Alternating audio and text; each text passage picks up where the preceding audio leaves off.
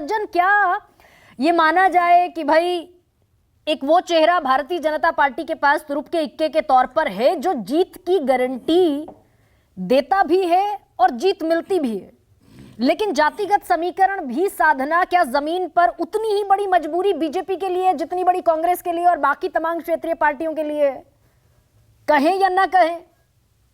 नहीं, देखिए, बीजेपी के पास एक कंफर्ट जोन है जो बाकी पार्टियों के साथ नहीं है। कंफर्ट जोन ये है कि सबसे पहला जो आपने कहा कि उनके पास तुरूप का पत्ता है, वो प्रधानमंत्री नरेंद्र मोदी है, जिनकी लोकप्रियता जो है समाज के सारे वर्गों में लगभग है, कहीं कम कहीं थोड़ी ज्यादा हो सकती है। और जो विरोधी पार्टियां हैं वो काफी दूर हैं उस लोकप्रियता से।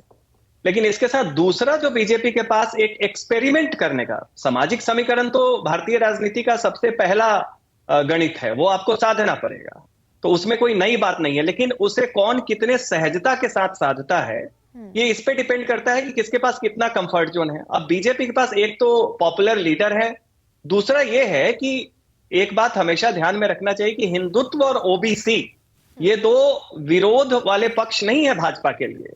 भाजपा जो हिंदुत्व कर रही है वो ओबीसी के द्वारा लीड किया जा रहा है पूरे देश में। दक्षिण भारत में थोड़ा अपवाद हो सकता है। तो ओबीसी की तो सबसे बड़ी पार्टी बीजेपी पहले केवल प्रधानमंत्री नहीं है, उपराष्ट्रपति भी हैं, पावरफुल मिनिस्टर्स भी हैं।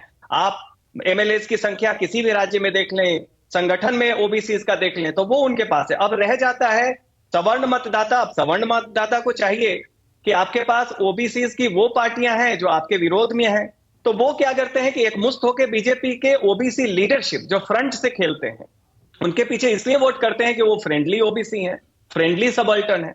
अब बीजेपी के पास जो इतनी सहजता है, तो जब सामाजिक समीकरण और आइडेंटिटी पॉलिटिक्स को साधने की बात आती है, तो उसे कांग्रेस या बाकी पार्टियों से एक एक्सपेरिमेंट करने का ज्यादा उसके पास एक आसान सा मौका रहता है। अब आप देखें, छत्तीसगढ़ में एक आदिवासी को मुख्यमंत्री बनाया गया, हो सकता है ओबीसी को भी बना दिया जाता, क्योंकि अभी 24 में इन्हें इस बात की चिंता नहीं करनी है। और इस बात से मैं भी सहमत हूं कि हमें नहीं लगता है 24 में कौन कितना डिलीवर करेगा, ये चीज बहुत बड़ा इनका। अभी बीजेपी में क्या हो रहा है कि ये देख रहे हैं कि आने वाले समय में एक सांगठनिक प्रयोग है कि आने वाले समय ये एक सेकेंड लाइन ऑफ लीडरशिप तैयार कर रहे हैं, और ये सबसे बड़ा मौका था इनके पास एक बोल्ड रिस्क लेने का। हो सकता है इसके कारण एक आध राज्य हार भी जाते, जैसा कयास लग रहा था, हो सकता है छत्तीसगढ़ निकल जाता हाथ से, राजस्थान निकल जाता, लेकिन फिर भी इन्होंने एक बोल्ड एक्सपेरिमेंट किया कि जो स्टैब्लिश लीडर हैं उनको साइडलाइन करके नए लीडरशिप को लाई जाए। और उसमें वो मध्य प्रदेश में ओबीसी प्रहलाद सिंह पटेल जैसे चेहरे बन सकते हैं, या नरेंद्र सिंह तोमर कोई सवर्ण बनेंगे। ये सारी बातें हमें लग रहा है कि बीजेपी के लिए अभी एक बहुत बड़ा कंफर्ट जोन है, क्योंकि बीजेपी अभी एक्सपेरिमेंट करने के बहुत ही कंफर्टेबल मोड में है, जो कांग्रेस या बाकी पार्टियों को नहीं है। ओबीसी का जो मुद्दा था चुनावी प्रक्रिया के दौरान, लेकिन मैं सज्जन यहाँ पर थोड़ा सा एक और इंटरवेंशन देती हूं आपको। एक्सपेरिमेंट करने का मौका होने के बावजूद क्या बीजेपी अपने हर चुनाव को उतनी गंभीरता से लेती है जितना विपक्षी पार्टी नहीं लेती, और क्या इसीलिए वो एक्सपेरिमेंट करने की पिच और ज्यादा ब्रॉड होती जा रही है? निश्चित तौर पे, क्योंकि आप देखिए सांगठनिक की जो सोच है और जो क्षमता है और पूरा जो एक आउटलुक है चुनाव को देखने का, बीजेपी चुनाव जीतने के लिए लड़ती है, लेकिन जीतने के साथ इनके पास एक क्रिएटिव एनर्जी भी रहती है जिसमें ये काफी प्रयोग करते हैं और काफी बोल्ड लेवल पे प्रयोग करते हैं। उसमें कई बार ये असफल भी हो जाते हैं, जैसे कर्नाटक में हुए। लेकिन आप देखिए ये बोल्ड स्टेप है कि सेफ प्ले नहीं करना है। कारण उसका क्या है? कारण यह है कि जो लोकसभा चुनाव की जो अभी इनका समीकरण है, संगठन का ये मानना है कि हमारा जो बेस लाइन है वो की एक सिंपल मेजोरिटी है, वो इन्हें सेफ लगता है कि वो खींच ले जाएंगे। उसके कारण से ये प्रदेश स्तर पे बिना इसकी चिंता किए हुए कि स्टैब्लिश लीडर कौन है, और ये देखिए संगठन के लिए हम लोग सब मान के चल रहे थे कि थोड़ा रिस्की है ये विधानसभा चुनाव से पहले, उसमें थोड़ी असफलता भी हो सकती थी, लेकिन आपको इस बात की बीजेपी की तारीफ करनी पड़ेगी कि इस कैलकुलेटेड रिस्क में उन्हें सफलता मिली। और इस तरीके से ये भी मैसेज गया कि भाई प्रदेश में संगठन में कोई भी आदमी शीर्ष नेतृत्व पे आ सकता है, इसमें आप दबंग जाति से ही हो, वो किसी खास नेताओं के साथ उसकी सही इक्वेशन से वही हो, ऐसी बातें नहीं आती। और दूसरी लेकिन सज्जन एक सवाल ये भी बनता है कि भाई ये 3 राज्य 2018 में बीजेपी हार गई थी, कांग्रेस ने जीते थे तीनों राज्य, उसके बावजूद 19 का नतीजा कुछ और रहा।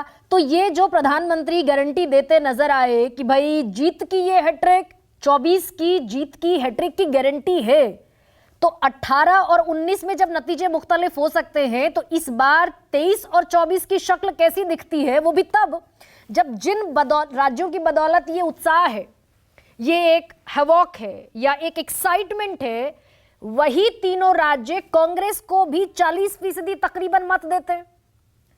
और राजस्थान में 2% का अंतर, छत्तीसगढ़ में 4% का अंतर और मध्य प्रदेश में 8% का अंतर। 40-40% वोट तो कांग्रेस को भी मिले। नहीं, लेकिन गरिमा जी, इसमें एक चीज हमेशा ध्यान रखिए और इस बात से सब लोग इस पैनल में सहमत होंगे कि जहां तक विधानसभा और लोकसभा, और इस बात हमने भी ग्राउंड पे इस बात को देखा कि एक बड़ा वर्ग जो बीजेपी के विरोध में वोट कर रहा था, उसका झुकाव 2024 के लोकसभा को लेके बीजेपी की तरफ था, प्रधानमंत्री मोदी के कारण।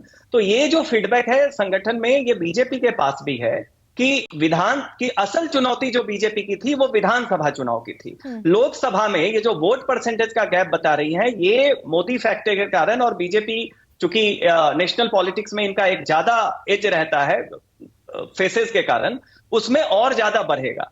तो इस कारण से, और दूसरी बात आशुतोष सर ने बताया था शुरू में कि सीएसडीएस का सर्वे है, काफी साइंटिफिक सर्वे होता है, लेकिन उसमें एक चीज जो ध्यान रखना चाहिए कि सीएसडीएस के पोस्ट पोल सर्वे में बीजेपी और कांग्रेस के बीच में वोट परसेंटेज का गैप 2% के करीब दिखाया गया था, जबकि वास्तविकता में 8% के करीब है। तो निश्चित तौर पे आदिवासी समाज में, दलित समाज में तो मैं अभी भी मानता हूं कि हाँ, जो जाटव वगैरह हैं, जो यूपी से जो बॉर्डर है चंबल, ग्वालियर और बुंदेलखंड का, उसमें कांग्रेस थोड़ा ज्यादा पाई होगी, लेकिन आदिवासी समाज में बीजेपी की बढ़त है। और ये जो गैप की बात आप कर रही हैं, अभी जो दिखा है, उसको आप ये जरूर रखें कि विधानसभा चुनाव जो है बीजेपी के लिए टफ होता है। तो आपका कहना ये है कि ये विधानसभा चुनाव में कांग्रेस को 40% मिल गया, ये लोकसभा में स्वीप होगा,